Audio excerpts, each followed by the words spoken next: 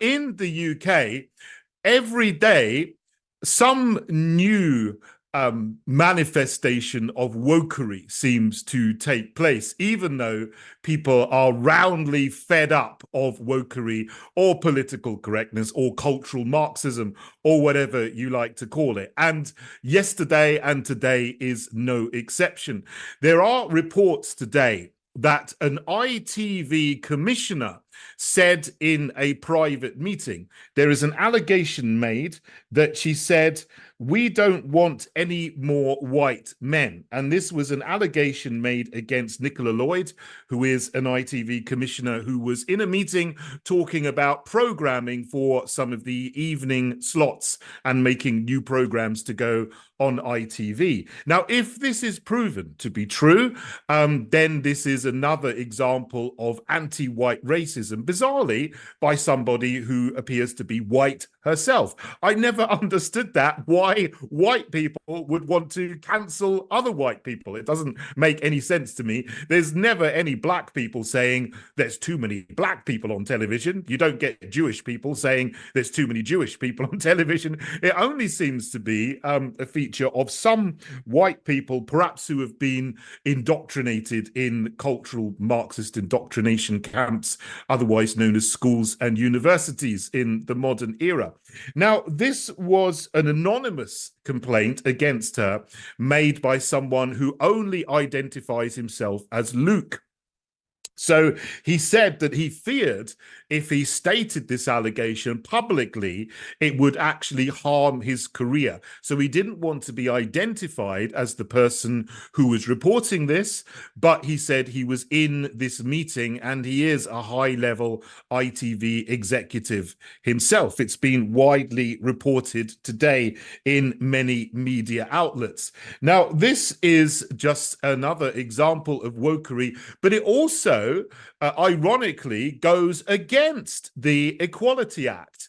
Now, I don't like the Equality Act, which was written by Harriet Harman of Labour, otherwise known as Harriet Harperson, and implemented by Theresa May when she was Home Secretary in the early days of the fake Conservative 14-year misrule of the country. Nevertheless, the Equality Act says that no company, no employer should discriminate against anyone on the basis of 9 different characteristics. And one of those is race. Now, it's usually always used to highlight discrimination against BAME people. I myself count as BAME for some reason. I hate that acronym. It means Black, Asian, and minority ethnic.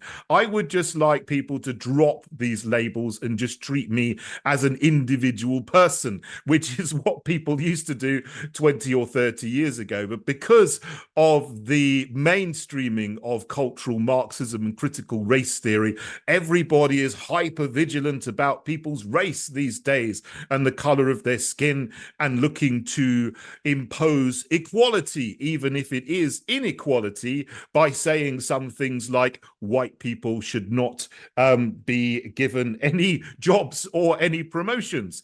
The Equality Act itself actually does allow for inequality, because there is a clause in it somewhere else that says you are allowed to have positive affirmation or positive discrimination. Is called affirmative action, is the word that is used, in order to promote people from minority ethnic groups or minority groups within certain characteristic bands, if it is deemed that they are underrepresented.